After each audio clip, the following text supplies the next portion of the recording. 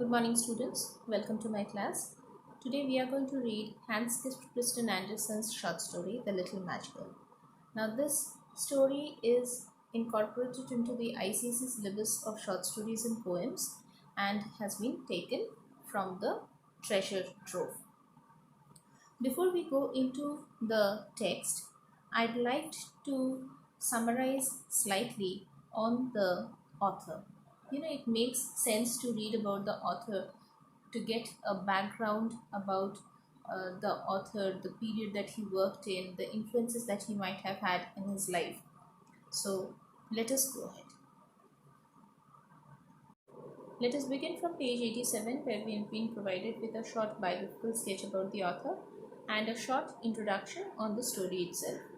It is advisable that students go through this page because usually these introductions give tons of information. So let us proceed. Hans Christian Andersen was a Danish writer best known for his fairy tales. However, his short stories are not restricted to children alone and have themes of universal appeal that transcend age and culture. Andersen had a very unhappy childhood, and much of his stories reflect this sadness dealing with loss and death. So, what is it that we come to know about the author from here? That he was a Danish writer and he's best known for his fairy tales. Now, we all have read fairy tales at some point of time in our lives. When we were children, we all have read fairy tales. And how do we characterize fairy tales? You'll notice that they all come with a happy ending. Okay, so it has often been argued that fairy tales are too good to be true. They don't come true in real life. I would say that the stories are definitely picked up from this real world. However, the happy ending that does not come about in this world gets some shape in the stories. It is possible that the author, because of the challenges that he faced, because of the difficulties, the setbacks that he must have gone through, all of that made him more empathetic towards the children. All of that made him more concerned about the children, and in through his attempt he tried to recreate a world of beauty and fantasy, something that the children would love and enjoy. However, The Little Match Girl is not exactly a fairy tale. This is a slightly a come away from the fairy tale. Why? Because we see the child, the girl over here in this case, she is stuck up in a situation wherein she tries to find a solution but is unable to do so. Let us read on. The Little Match Girl is one such. Set around Christmas, the story tells of a little girl who, unable to sell her matchsticks, dies of cold and hunger on the street even as people are celebrating the birth of Christ child, inside their warm, cozy homes. The tale is rich in irony, imagery, and symbols, emphasizing the need for compassion for those who have so much less than we do. So, the short introduction that we have got over here gives us pretty much a clear idea of what might have happened in the story. But of course, the story also promises us a lot of irony and imagery and symbols which we need to read on to find out. Let us go ahead with the story.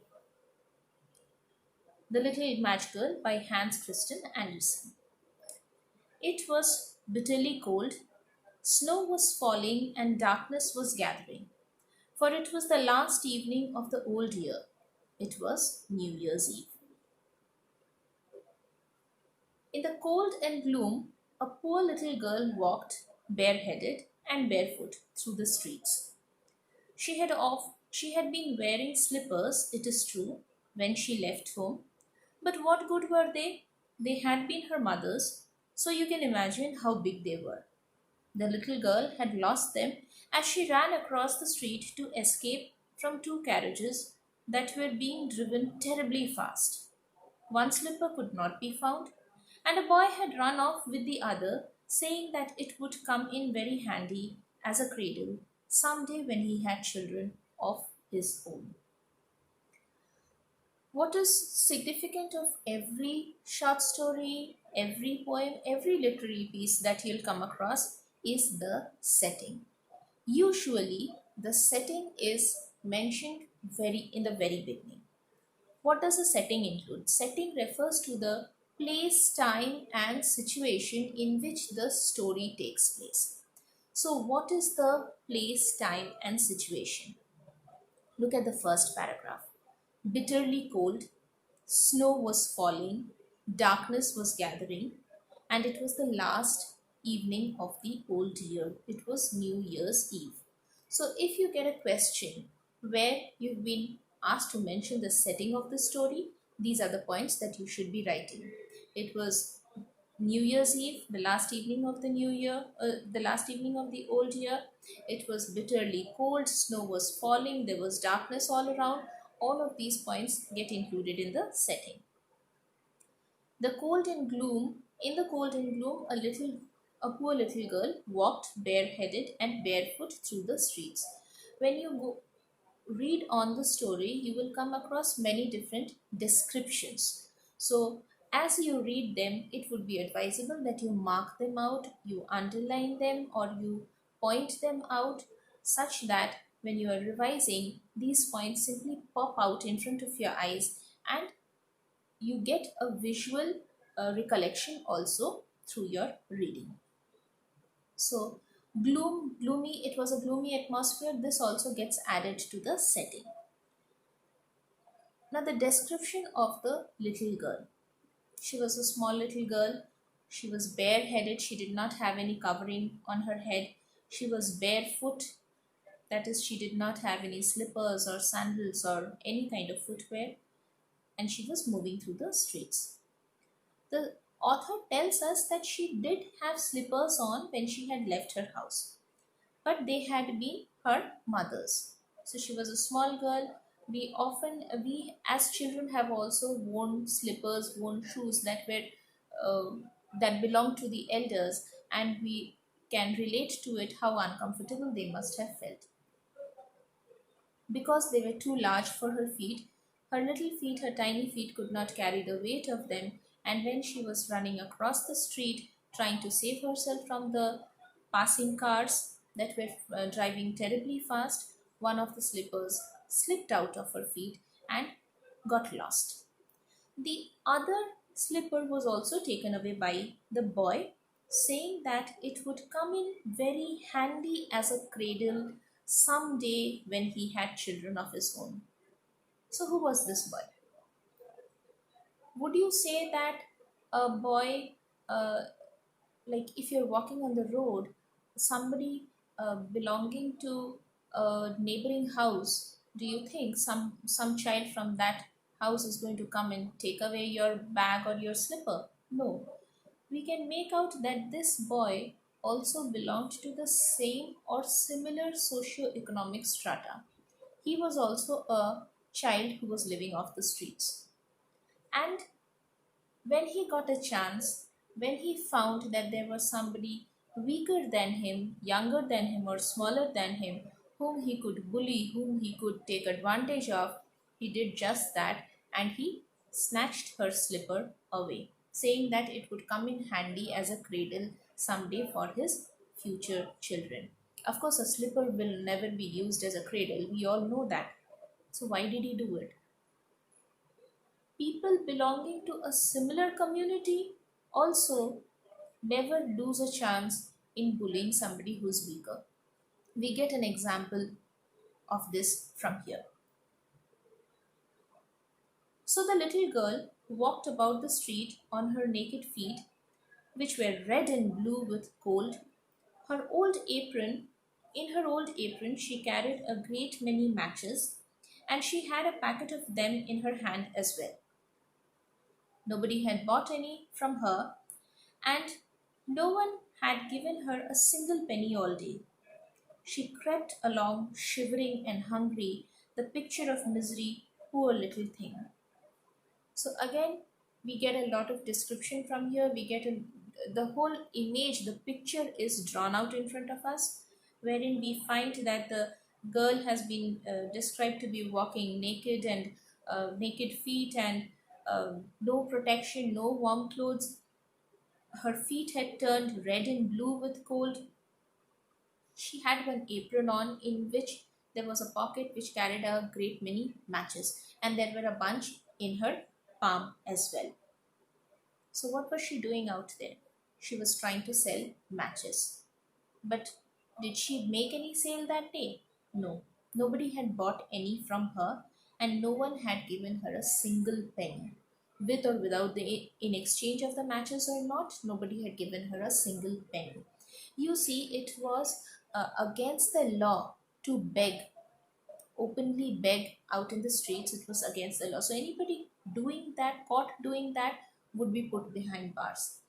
And the poor people often took this situation in they tried to get hold of the situation or control the situation by selling some bits and pieces of things which they could get hold of.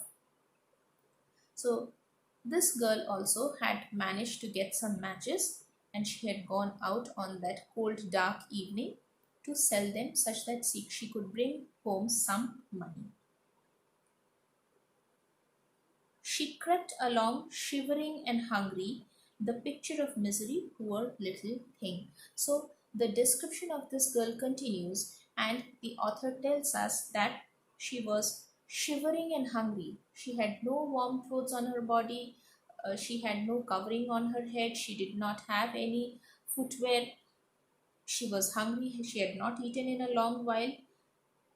On the whole, she was a picture of misery. So if you are given the question wherein you have to describe the girl, the second and the third paragraph will come handy. Please mark out all these points.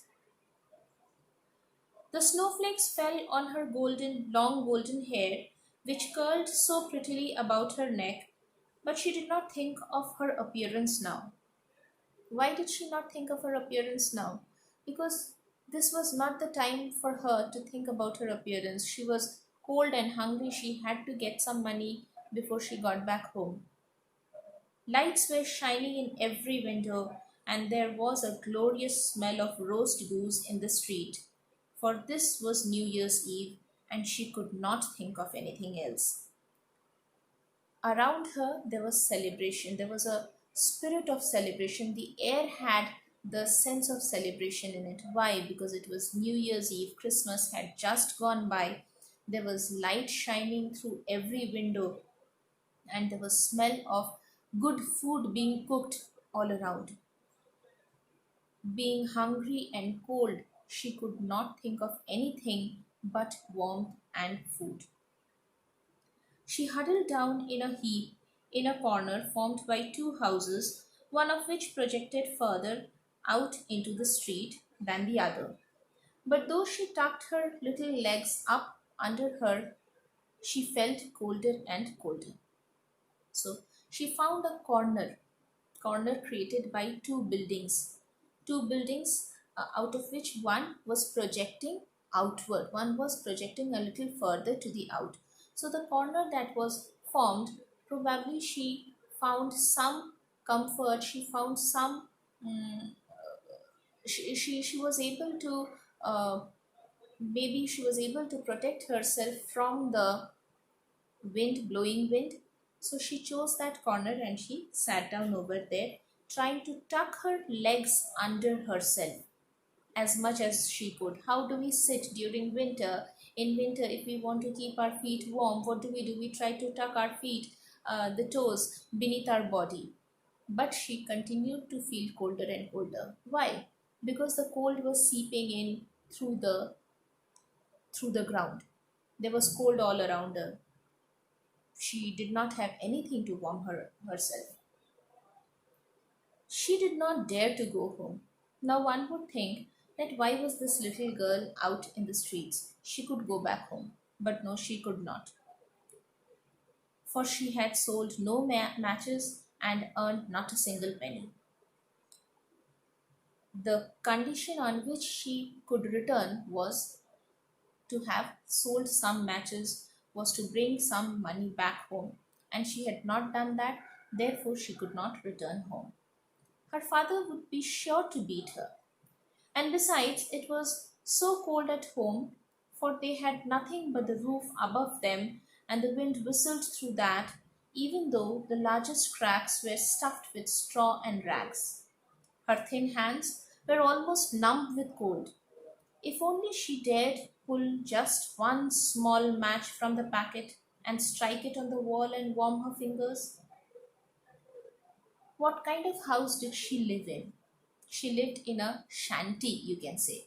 It was a broken down, a toned down thing. It just had a roof, and the walls had large holes in them, which they had attempted to seal with straw and rags. But in the cold of this cold country, the strong wind that blows, how can that stop how can that stop with those rags and straw? They penetrate the room, they penetrate the shanty, and it's all cold inside as well. So her thin hands were almost numb with cold. There was no sensation in her fingers, and she dared to pull out the matches. She dared to pull out one match that was she thought of pulling out the matches to strike them against the wall and light them up, hoping that the fire, the tiny fire of the match, is going to warm her up. She pulled one out. Scratch! How it spluttered and burnt. It was warm. It was a warm, bright flame, like a tiny candle when she held her hand over it. Look at the beauty of the line. She strikes a match, and the flame is like a tiny candle as she holds her hand over it. Although it is a tiny flame, it does have a bright flame. And to a girl who is tremendously cold, hungry, feeling weak and desperate, even that tiny flame also would seem to be a great fire. What a strange light!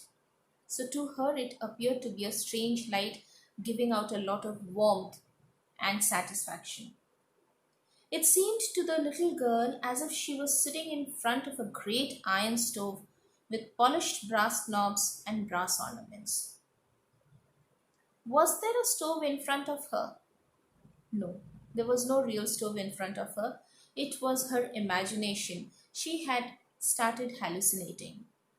She was getting these visions in her in that extreme cold, in the condition where she was losing strength. She had begun to hallucinate, and the first hallucination, the first vision that she has, is of an iron stove. It was decorated with brass knobs and brass ornaments.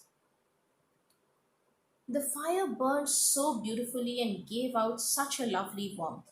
It was a beautiful thing. It gave out a lot of warmth. How wonderful that was. The child had already stretched her feet to warm them too when out went the flame. The stove vanished, and there she sat with the burnt match in her hand. So she had almost got used to the idea of the fire in front of her. She had started to stretch her feet out to warm her feet, her legs as well, when the fire vanished, when the stove vanished. Why? Because the matchstick had burnt out. She struck another. It burnt clearly, and where the light fell upon the wall, the bricks became transparent like gauze. She could see right into the room, where a shining white cloth was spread on the table. It was covered with beautiful china, and in the center of it stood a roast goose stuffed with prunes and apples, steaming deliciously. And what was even more wonderful was that the goose hopped down from the dish, waddled across the floor with carving knife and fork in its back, waddled straight up to the poor child. Then out went the match, and nothing could be seen but the thick, cold wall. What was the second vision? The second vision was that of a dining table. The description of the second vision also, please mark it out please mark out all the details.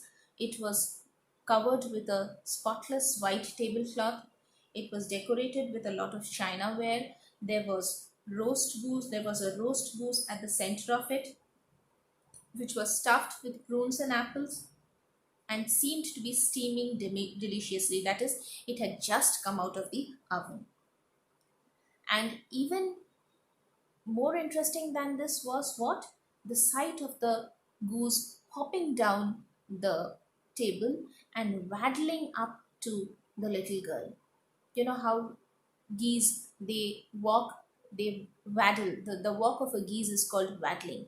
So it seemed to waddle up to the little girl with the carving knife and the fork stuck on its back.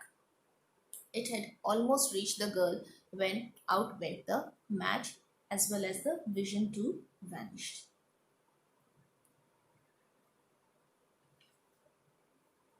The third vision, page 90. She struck another match, and suddenly she was sitting under the most beautiful Christmas tree. It was much larger and much lovelier than the one she had seen last year through the glass doors of the rich merchant's house. 1,000 candles lit on the green branches, and gaily colored balls, like those in the shop windows, looked down upon her. The little girl reached forward with both hands. Then out went the match.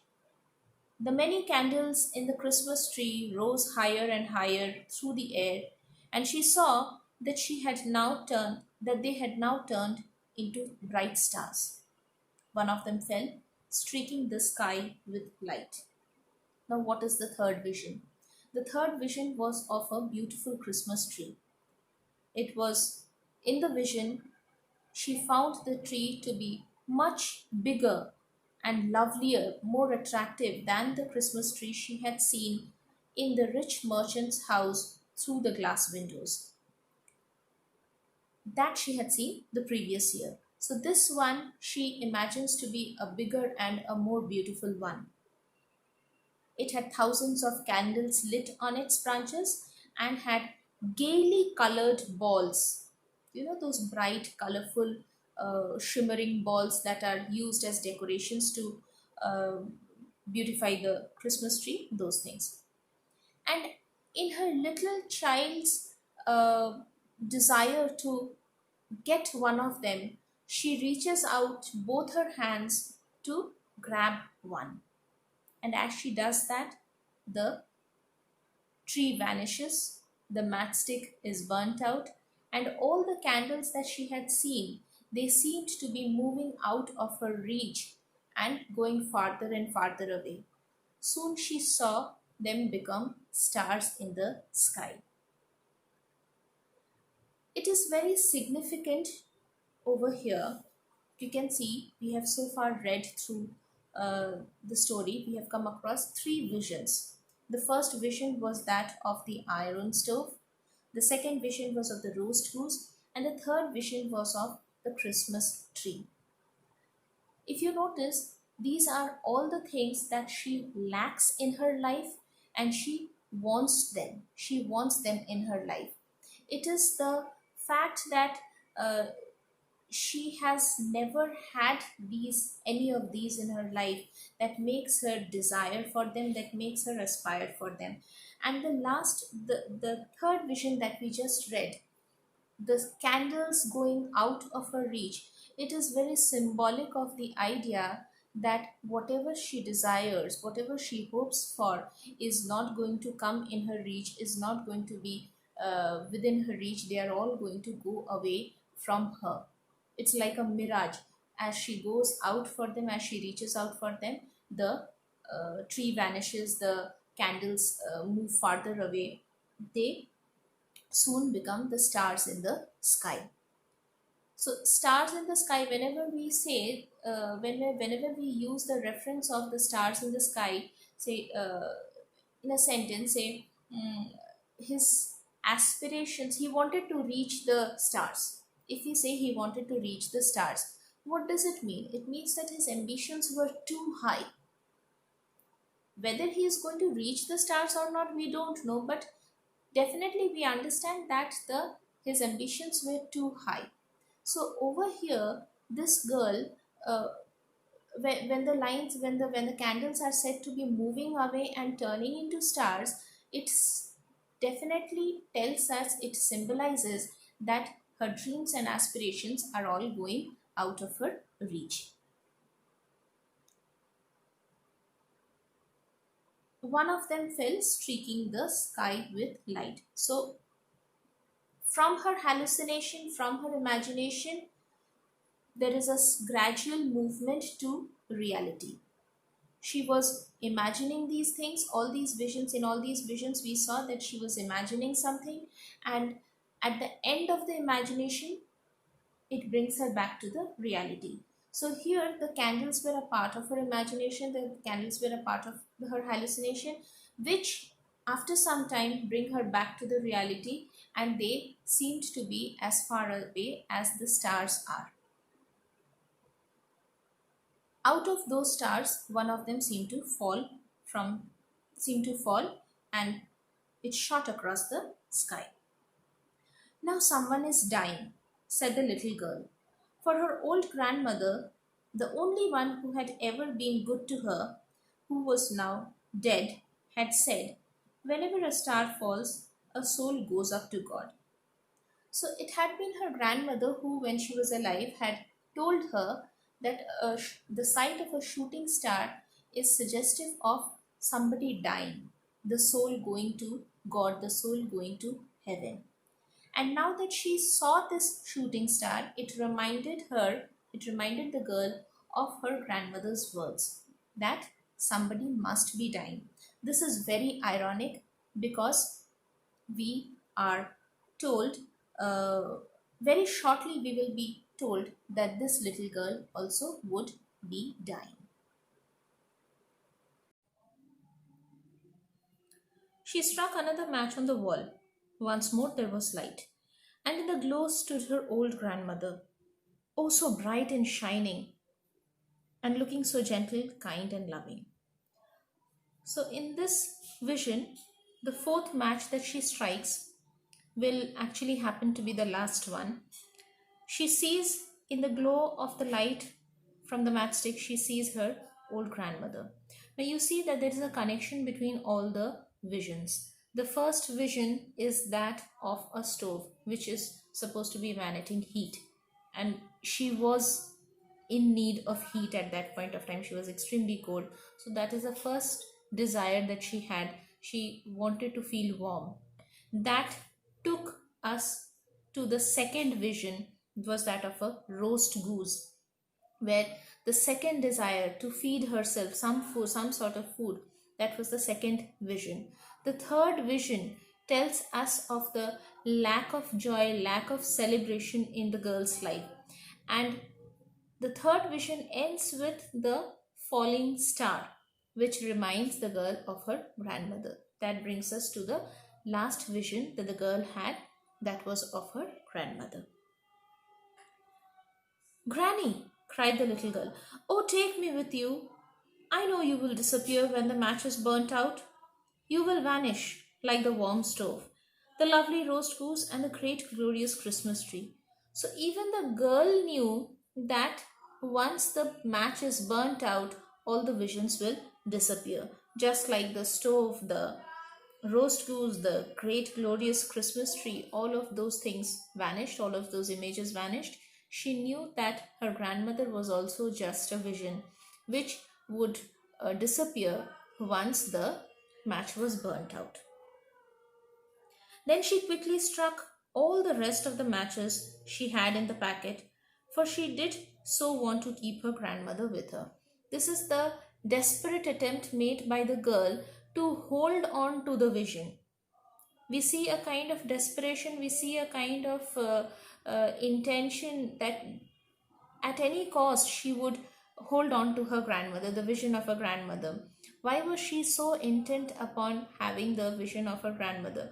Because this lady, this woman who was no longer alive, she was the only person from whom the girl had got some sort of love and warmth. In fact, we see that there is a desire to connect with the dead grandmother stronger. There's a stronger desire to connect with a dead grandmother than the kind of connection she feels with her father who is still alive. Okay, so it tells us of the lack of warmth that was existent between the lack of warmth between her relationship with her father. The matches flared up with such a blaze that it was brighter than broad daylight, and her old grandmother had never seemed so beautiful or so stately before. She took the little girl in her arms and flew with her high up, oh so high towards glory and joy. Now they knew neither cold nor hunger nor fear, for they both were with God. So when she struck the matches, it became brighter than broad daylight. Is it possible? Is it possible that a bunch of matches is going to produce light broader than light brighter than daylight? It is not so. But it is all in the imagination of the girl, for she had only that bunch of matchsticks in which she could have her grandmother with her. The moment over here is one of love. The moment over here expressed between the two is one of love, is one of affection that beats any kind of natural phenomena. The love present between the girl and the grandmother, the dead grandmother, was so strong. It was stronger than the natural phenomena of cold and dark that was present at that point of time. So she took the little girl in her arms and flew with her high up, so high towards glory and joy. So here we are told that the grandmother, the vision of the grandmother, stretched out her arms, picked up the girl in her arms and flew high up in the air, flew high up in the towards glory and joy. So this is a suggestion. In a very quiet way, in a very silent way, the author tells us that the soul of the girl is released from the trap of the mortal body. And the description of the passage is so beautiful. It suggests that the mortal life that she was leading, the mm, the body that she had while she was alive, that was subject to so many different kinds of pains and sufferings, but once she was beyond that, there was no further suffering. Once she had crossed the threshold that would lead her from earthly life to beyond, there was no physical pain anymore. There was only love, there was trust, there was joy and glory, because it was with God. The future time, the time that she would be spending after her death, would be one with God. Therefore, there would be glory and joy. There won't be any cold or hunger or any kind of fear, because they would be with God. But in the cold dawn, in the corner formed by the two houses, sat the little girl with rosy cheeks and smiling lips, dead, frozen to death on the last evening of the old year. The dawn of the new year rose on the huddled figure of the girl. She was still holding the matches, and half a packet had been burnt. So, what is it that the people saw next morning? They saw that this girl with rosy cheeks, she still had the fresh color of rosy cheeks and smiling lips. Why was she smiling? She died. She died of cold and pain. She died of cold and pain, but the moment when she died, there was joy in her. the joy of being with her grandmother. She was surrounded, she was embraced by that joy, and therefore she was smiling. She was frozen to death on the last evening of the old year. See, something that is old, we tend to reject. And we also know that from that old, something new is supposed to be born, something new is supposed to come out. Whenever a year ends and a new year begins, we welcome it with a lot of joy, we welcome it with a lot of anticipation for new days, new hope, new life. Everything would be new. We hope that things are going to be better this year. We hope that we will be reaching new heights. We hope that we will be aspiring for the fulfillment of many dreams. There are so many hopes and ambitions that we have at the beginning of a year. We realize that the old year is gone by, and whatever negative was there, let us leave it behind. Let us leave it behind and walk towards a new future. That is the kind of hope that we have when we are on the threshold of ending one year and moving on to the next one. But look over here, how sarcastic, how ironic the situation is, wherein on the old year, people chose to leave the girl out. As the year was ending, people chose to leave the girl out. People did not, nobody among all the group over there, nobody embraced the girl, or nobody made an act of kindness, of generosity, and bring her in, give her some warmth, some food. Nobody took an initiative in changing the life for the girl. We celebrate, we make so many different kinds of celebrations, but we forget to celebrate the spirit that is supposed to be present in all those things. We forget to celebrate the underlying spirit of the festivals or of new year or the specification of any day. We forget to celebrate the actual spirit of it.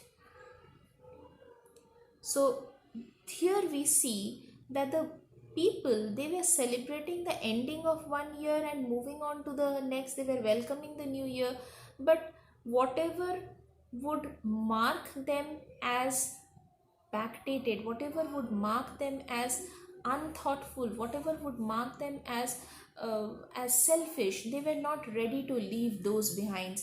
Whatever negativity was present in all of them, nobody left all that behind, and they went ahead into the new year with the same thought, with the same negativity, with the same rejection for the poor and the needy. The dawn of the new year rose on the huddled figure of the girl. She was still holding the matches, and half a packet had been burnt. So, the dawn did come, the new year did begin. A new day started, but not for the girl. The girl passed away somewhere during the night. She was still holding on to the matches. This is a suggestion of hope that she might have had. The matches that she held on to might have been a hope that she wanted to live further. But no, life in reality was so difficult that she preferred to be with her grandmother, who was long dead. She was evidently trying to warm herself, the people said. In a matter of fact way, she was evidently trying to warm himself. People also knew that you can't warm yourself in freezing cold by burning matches. And saying that, they shrugged off their responsibility from the affair. But no one knew what beautiful visions she had seen, and in what a blaze of glory she had entered with her dear old grandmother into the heavenly joy and gladness of a new year. So, for the girl, life had ended, but I would say earthly life had ended, but a life of joy and happiness had just begun with her grandmother, with the love of her grandmother. And we are also